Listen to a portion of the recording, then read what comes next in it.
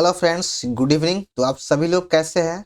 तो आइए स्टार्ट करते हैं हम लोग बिहार दरोगा प्रारंभिक परीक्षा 2025 का प्रैक्टिस सेट। ये सेट इरुटरिया के बुक से किया जा रहा है, जो हाल ही में यह लॉन्च किया गया और इसका वॉल्यूम 1 का बुक है। इसमें टोटल 15 मॉडल सेट दिया गया है और अभी तक हम लोग इसके 3 सेट का डिस्कशन कर चुके हैं और इसका वीडियो अपलोड कर दिया गया। आप लोग नहीं देखें तो जाकर देख लीजिए और सभी का पीडीएफ भी हमारे टेलीग्राम चैनल पर दे दिया गया है।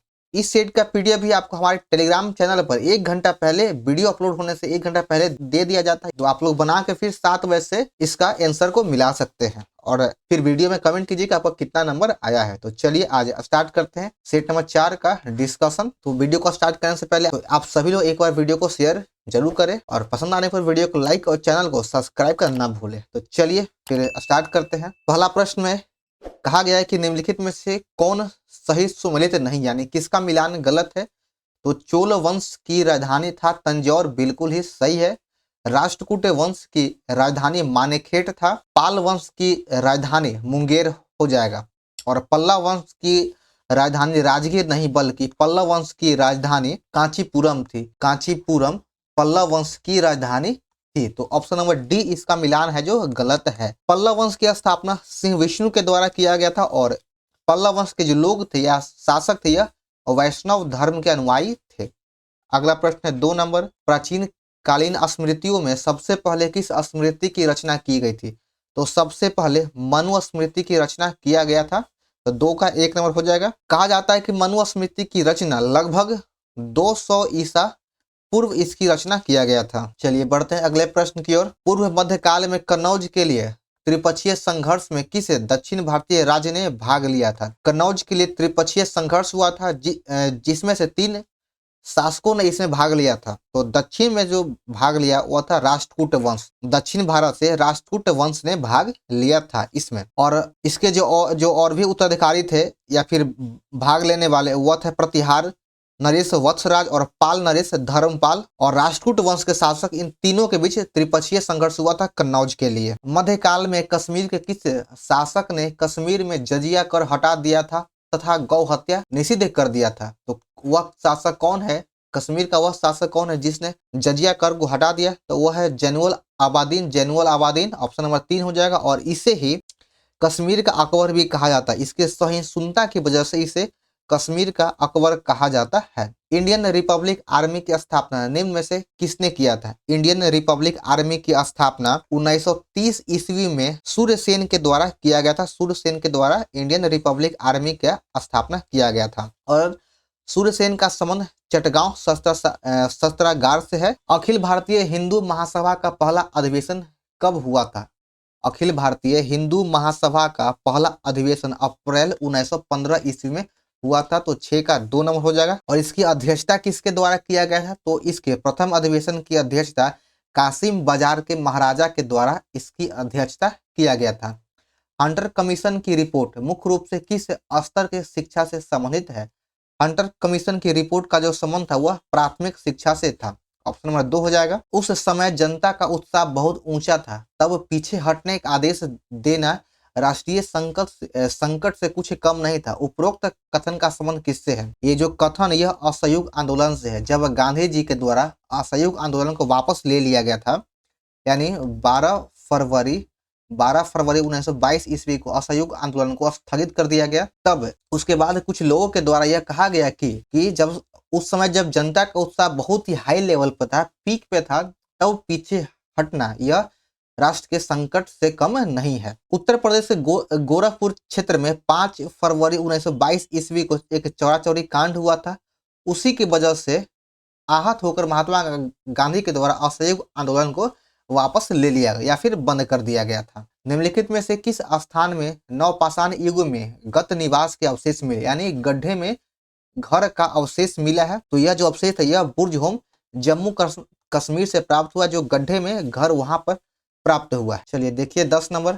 अकबर के शासनकाल में बिहार कितने सरकारों में बटा हुआ था? अकबर के शासनकाल में बिहार 7 सरकारों में बटा हुआ था। और अकबर का शासनकाल कब से कब है? तो इसका शासनकाल 1556 ईस्वी से लेकर के 1605 ईस्वी तक अकबर का शासनकाल है। अकबर के ही शासनकाल में पानीपत का दूसरा युद्ध हुआ था 1556 ईस्वी में अकबर और हेमू के बीच में। पानीपत का पहला युद्ध 1526 ईस्वी में इब्राहिम लोदी और बाबर के बीच में हुआ था। और पानीपत का तीसरा युद्ध की अगर बात करें तो तीसरा युद्ध 1761 ईस्वी में अहमद शाह अब्दाली और मराठों के बीच में हुआ था, जिसमें मराठों की हार हुई थी। निम्न में से कौन सा समाचार पत्र क्रांतिकारी विचारधारा से संबंधित नहीं है? तो इसमें संध्या, युगांतर और वंदे मातरम, इसमें से कोई भी ऐसा समाचार पत्र नहीं है जो क्रांतिकारी विचारधारा से जुड़ा हुआ नहीं है, बल्कि ये सभी समाचार पत्र क्रांतिकारी विचारधारा से जुड़ा हुआ है। तो इसका उत्तर हो जाएगा ऑप्शन नंबर डी, इनमें से कोई नहीं। आगे देखिए 12 नंबर की निम्नलिखित में से कौन सुमेलित नहीं है, यानी कि इसका मिलान है जो गलत है। नासिक अभिलेख का संबंध गौतमी पुत्र बलश्री से है, बिल्कुल ही सही है यह। देवपाड़ा अभिलेख का संबंध विजय सेन से है।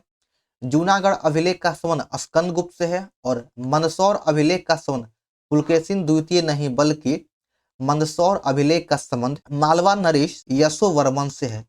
यशोवर्मन से है मंदसौर अभिलेख का संबंध। तो इसमें से ऑप्शन नंबर डी का मिलान गलत था। इंदिरा गांधी को किस वर्ष भारत रत्न दिया गया था? तो इंदिरा गांधी को भारत रत्न 1971 ईस्वी में दिया गया। 13 का 3 होगा। चलिए आगे बढ़ते हैं। अनटोल्ड स्टोरी पुस्तक का लेखक निम्नलिखित में से कौन है?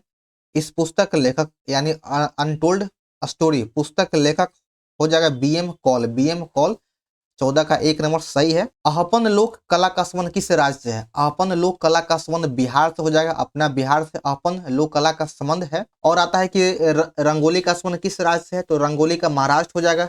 साथिया का संबंध गुजरात से है। गोदान का संबंध यह भी बिहार से ही है।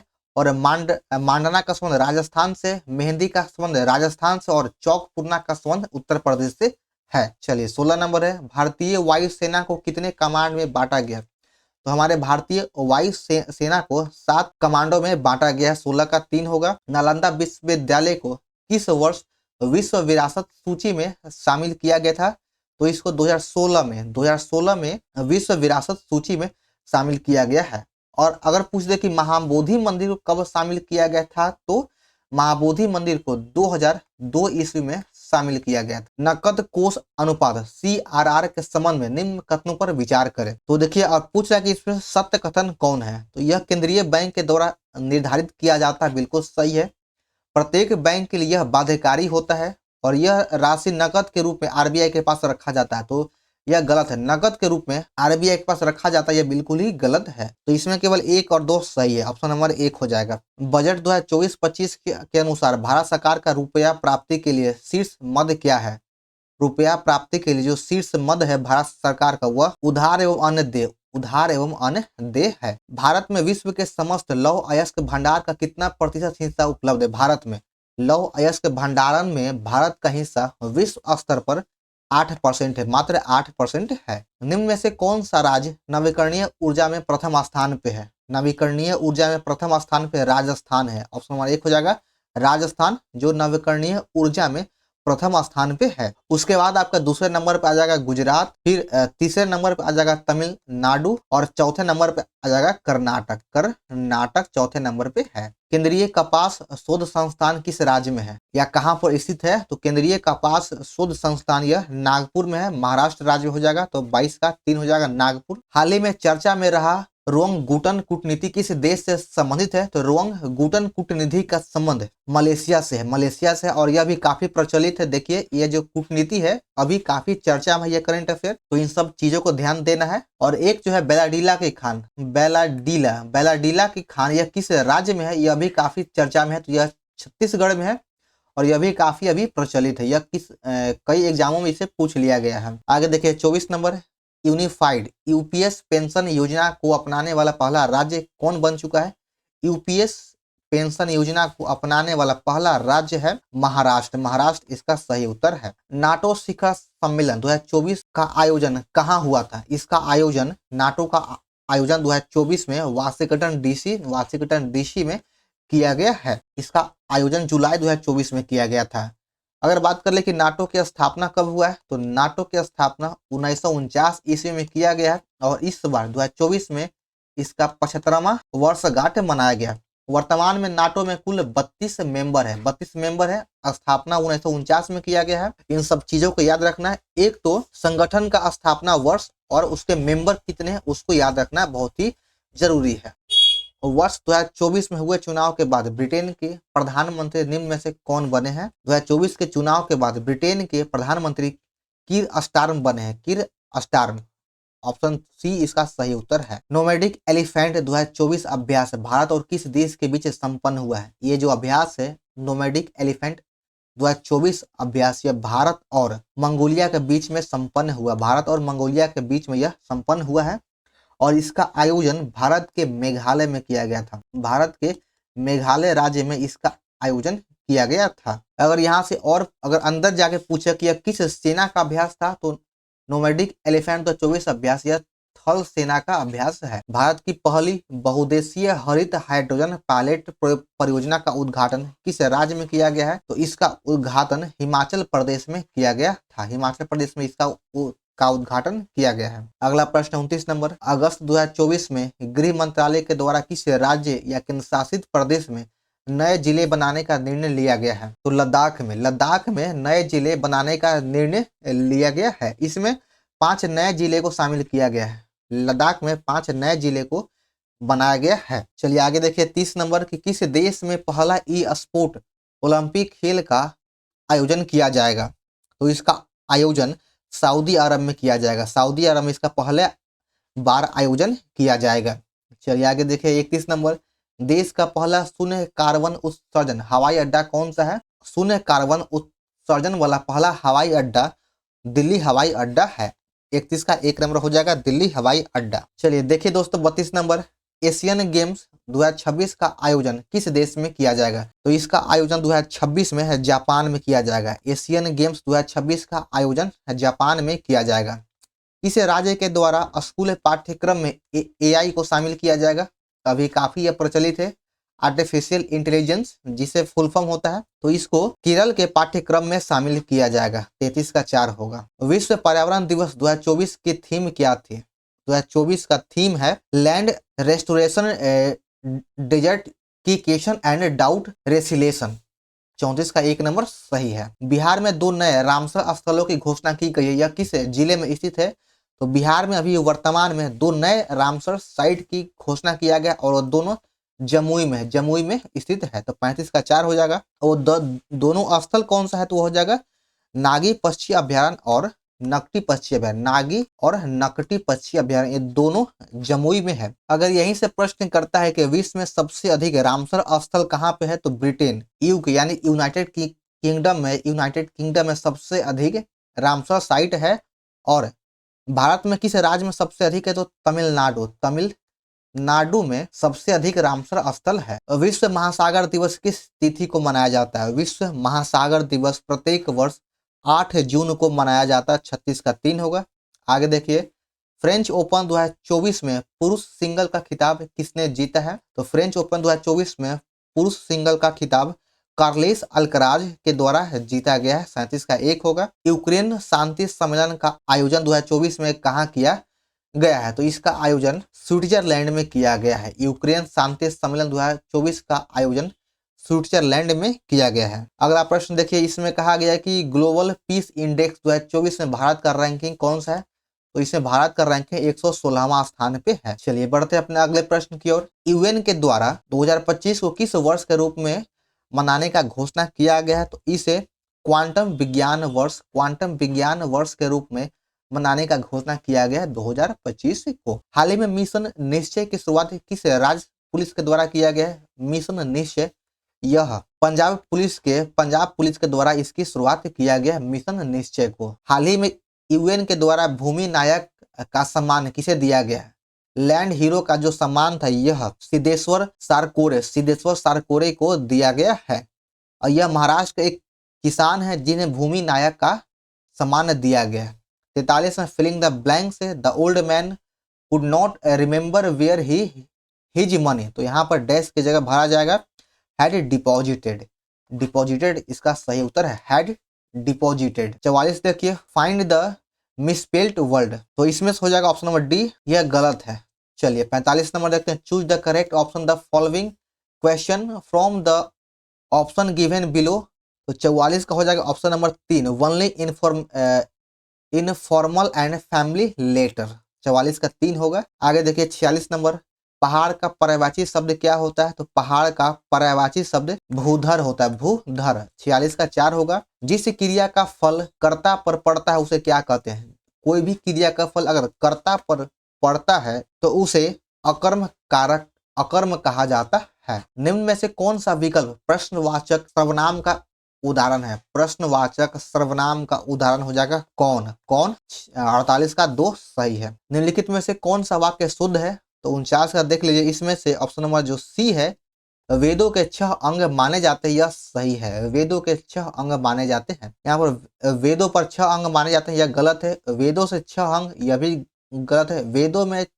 वेदों में 6 अंग माने जाते हैं, यह भी गलत है। सही होगा वेदों के 6 अंग माने जाते हैं। आसमान टूट पड़ना मुहावरे का अर्थ क्या होता है? तो आसमान टूट पड़ना मतलब होगा कि मुसीबत का अचानक आ जाना। कोई कहता नहीं कि व्यक्ति कि अचानक मेरे मुसीबतों का बारिश हो गया, यानी आसमान टूट गया मुसीबत का। तो मुसीबत का आ जाना, तो 50 का 2 होगा। निम्नलिखित में से कौन सा कथन सत्य है? तो देख लेते हैं। जलोढ़ मिट्टी में पोटास, नाइट्रोजन, फास्फोरस एवं ह्यूमस की बहुलता होती है, बिल्कुल ही गलत है। जलोढ़ में केवल पोटास की बहुलता होता है, बाकी सभी चीजों की कमी होती है। लाल मिट्टी में सिलिका और आयरन की बहुलता होता है। काली मिट्टी में आयरन, चूना, एल्युमिनियम और एवं मैग्नीशियम की बहुलता होता है। तो 2 और 3 सही है, बाकी पहला गलत है। तो इसमें केवल 2 और 3 सही है। चलिए देखिए 52 नंबर, इसमें कहा गया है कि 2011 के जनगणना के अनुसार सर्वाधिक अनुसूचित जाति जनसंख्या प्रतिशत वाला राज्य कौन है? सबसे अधिक एससी जाति जो किस राज्य में पाया जाता है? प्रतिशत में पूछ रहा है यहाँ पर, तो सबसे अधिक हो जाएगा पंजाब राज्य में, ऑप्शन नंबर 1 हो जाएगा। यहाँ पर लगभग 31.9% पाया जाता है। निम्नलिखित में कौन सा सुमेलित नहीं है, किसका मिलान है जो गलत है? तो 53 का देख लेते हैं। जिब्राल्टर जल संधि यह भूमध्य सागर और अटलांटिक महासागर को जोड़ने का काम करता है। कुक जल संधि तस्मान सागर और दक्षिणी प्रशांत महासागर के बीच है। मलक्का जल संधि जावा सागर और बंगाल की खाड़ी के बीच में। डोवर जो है यह उत्तरी सागर तथा प्रशांत महासागर के बीच में, तो यह गलत। डोवर जो जल संधि है उत्तरी सागर और प्रशांत महासागर के बीच में नहीं, बल्कि यह उत्तरी सागर और अटलांटिक महासागर को जोड़ने का काम करता है, डोवर जल संधि। तो 53 का 4 होगा। आगे देखिए दोस्तों 54 नंबर, प्रत्यावर्ती मानसून या मानसून निवर्तन से सबसे अधिक वर्षा निम्न में से किस राज्य में होता है? प्रत्यावर्ती मानसून या फिर मानसून निवर्तन से सबसे अधिक वर्षा तमिलनाडु राज्य में होता है। 54 का 2 हो जाएगा, तमिलनाडु। आगे बढ़ते हैं हम लोग। निम्नलिखित में से कौन सा प्लेट दक्षिण अमेरिका एवं प्रशांत महासागर ये प्लेट के बीच स्थित है? इन दोनों के बीच नजका प्लेट स्थित है। और आप सभी लोग अभी तक वीडियो को लाइक नहीं किए हैं तो वीडियो को लाइक कर दीजिए और वीडियो को शेयर करना ना भूलें।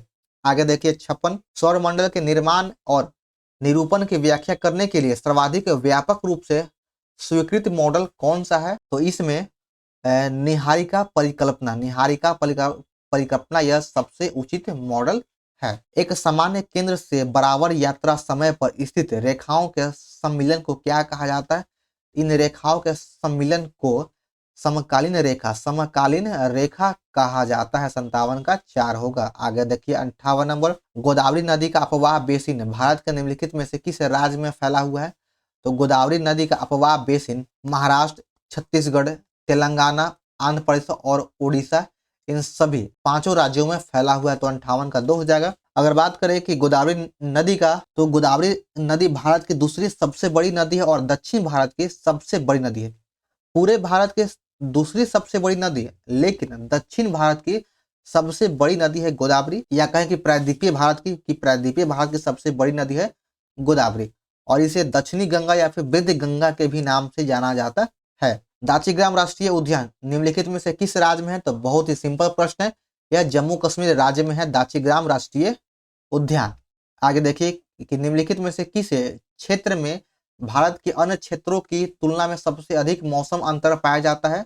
तो सबसे अधिक मौसम अंतर जो है वह भारत के अंदरूनी भाग में पाया जाता है। निम्नलिखित में से किस अधिनियम के तहत भारत के राज्य सचिव की नियुक्ति की जाती है। राज्य सचिव की नियुक्ति 1858 ईस्वी के भारत शासन अधिनियम के तहत किया जाता है। 61 एक नंबर हो जाएगा। भारत शासन अधिनियम 1858 ईस्वी के तहत ही बोर्ड ऑफ डायरेक्टर और बोर्ड ऑफ कंट्रोलर पद को समाप्त करके भारत में सचिव पद को लाया गया था। सचिव पद को लाया गया था और इसी एक्ट के तहत 1858 ईस्वी के अधिनियम के तहत ही भारत का शासन कंपनी के हाथों से लेकर के डायरेक्ट ब्रिटिश क्राउन या फिर ब्रिटिश संसद के हाथों में सौंप दिया गया था। और भारत में मंत्री पद की व्यवस्था की शुरुआत भी 1858 के अधिनियम के तहत ही किया गया था। तो चलिए अब इसी के साथ बढ़ते हैं अपने अगले प्रश्न की ओर। 62 नंबर देख लेते हैं। इसमें कहा गया कि स्वतंत्र भारत का पहला मंत्रिमंडल 1947 के अनुसार मंत्री एवं संबंधित विभाग को सम्मिलित करना है। एक तरफ मंत्री दिया गया और दूसरी तरफ विभाग दिया गया है। और यहाँ पर खास ध्यान देना है कि यह स्वतंत्र भारत यानी आजाद भारत में मंत्रिमंडल की पूछ रहा है। तो देख लीजिए इसमें शिक्षा विभाग से कौन है, तो शिक्षा विभाग हो जाएगा मोहम्मद अब्दुल कलाम आजाद, एस है। रेलवे एवं परिवहन मंत्री दिया गया था जॉन मथाई को, आर नंबर। खाद्य एवं कृषि विभाग दिया गया है डॉक्टर राजेंद्र प्रसाद को, क्यू।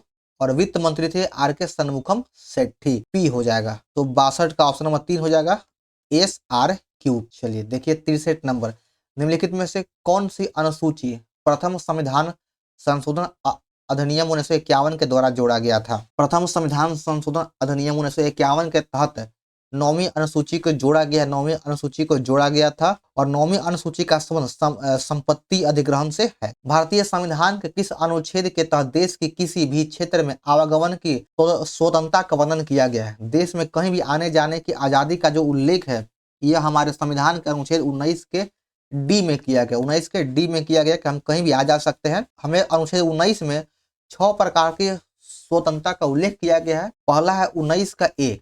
19 का 1 में यह कहा गया कि हमें बोलने की आजादी जो है 19 के 1 से दिया गया है। 19 के 20 से शांतिपूर्ण बिना हथियार के एकत्रित होने और सभा करने का अधिकार हमें 19 के 20 से दिया गया है। 19 के सी में संघ बनाने की आजादी हमें है और 19 के डी से कहीं भी आने जाने की आजादी है। 19 का ई से हमें देश के किसी भी क्षेत्र में निवास करने और बसने की हमें आजादी है। और जी में 19 के जी के तहत हमें कोई भी व्यापार एवं जीविका चलाने की आजादी हमें दिया गया है। तो 19 का डी में दिया गया है, जी में, सॉरी जी है। और यहाँ पे एक चीज देख लीजिए, इसका एक तरीका याद करने का है। तरीका इस तरह से है कि सभी स्टूडेंट नौकरी की तैयारी कर रहे हैं तो फॉर्म में कहीं लीक होता है या फिर क्वेश्चन आउट हो जाता है, तो उस तरह से हमें क्वेश्चन जब आउट हो गया या फिर पेपर लीक हो गया बीपीएससी को मान लीजिए, तो हमें उस पर आंदोलन करने के लिए बोलने का अधिकार 19 का 1 में है। जब बोलने से भी काम नहीं चला तो हमें शांतिपूर्ण सभा करेंगे, एकत्रित होंगे बिना हथियार के, सभा करने का अधिकार 19 के बी में है। जब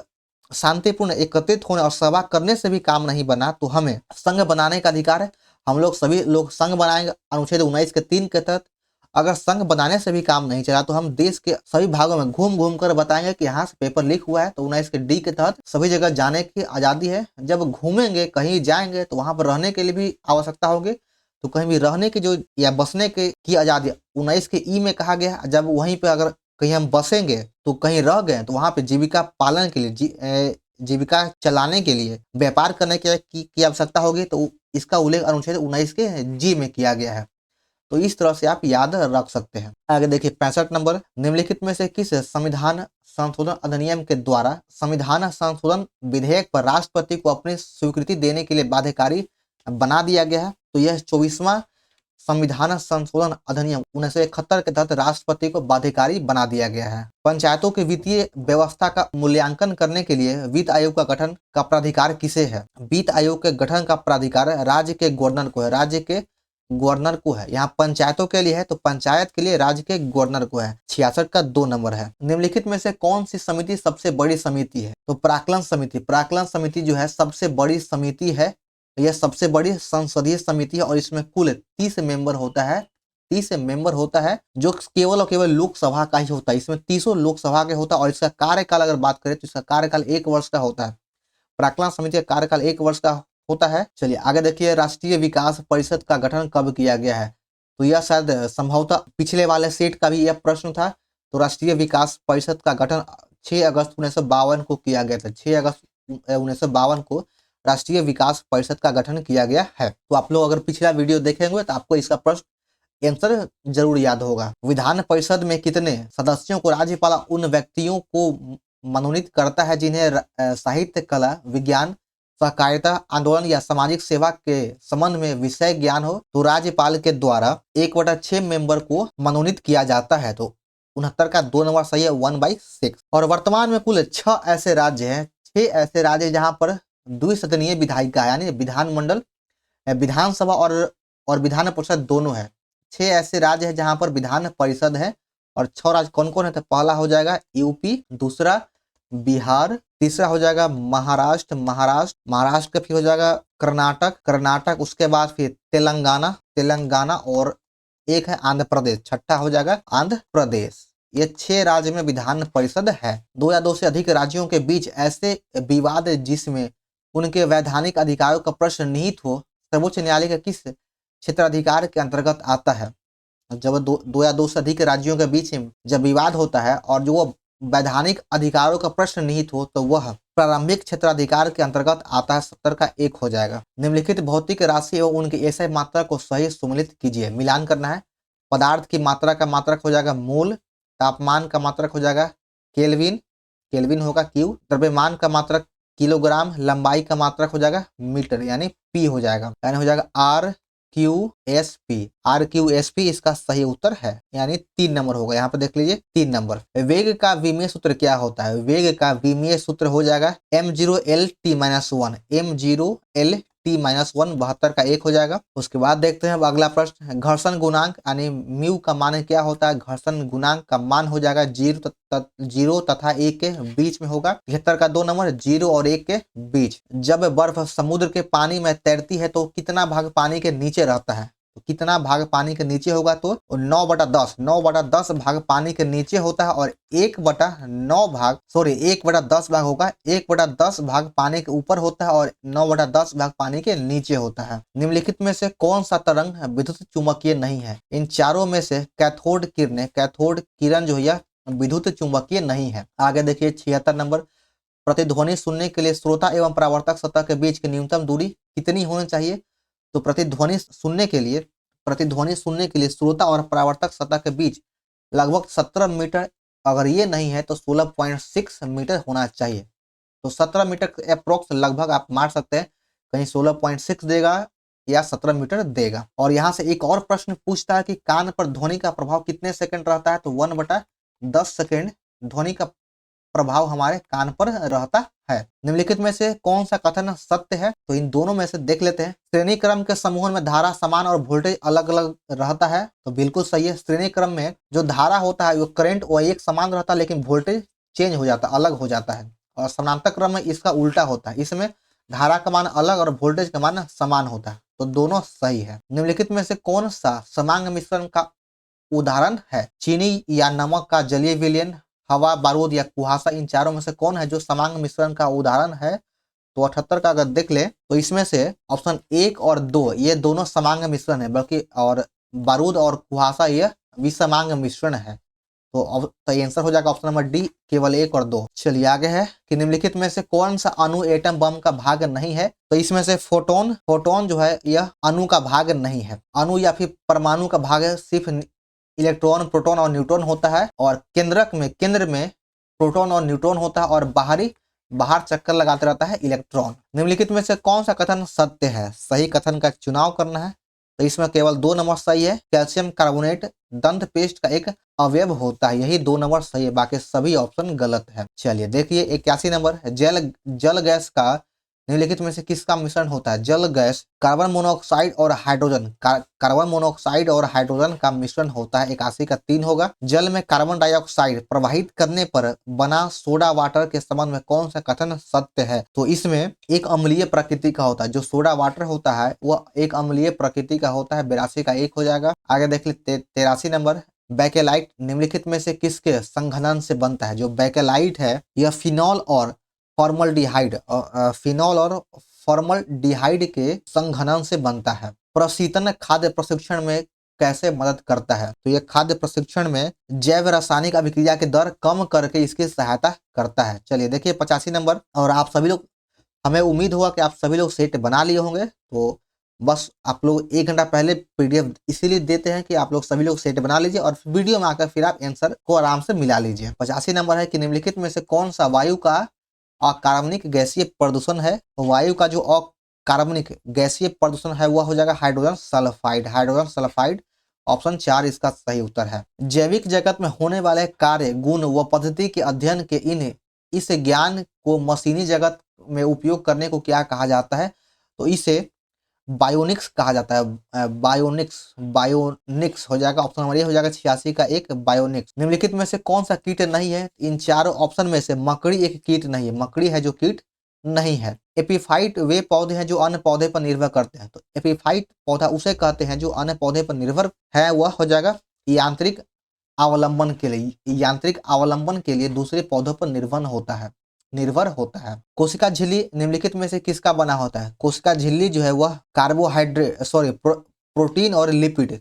कोशिका झिल्ली प्रोटीन और लिपिड ये दोनों का बना होता है। तो ऑप्शन हो जाएगा ऑप्शन नंबर डी, बी और सी दोनों। निम्नलिखित में से किसके साथ मिलाने से एजोला एक अच्छा उर्वरकता प्राप्त करता है। तो इसको अगर नील हरित शैवाल में अगर मिला दिया जाए तो यह एक अच्छा इससे एक अच्छी तरह से अच्छे प्रकार के उर्वरक की प्राप्ति होता है। तो 90 का 1 नंबर हो जाएगा। चलिए देखिए 91 नंबर कि निम्नलिखित में से कौन से परिवर्तन में एंजाइम ट्रिप्सिन उत्प्रेरक का कार्य करता है। तो यह प्रोटीन को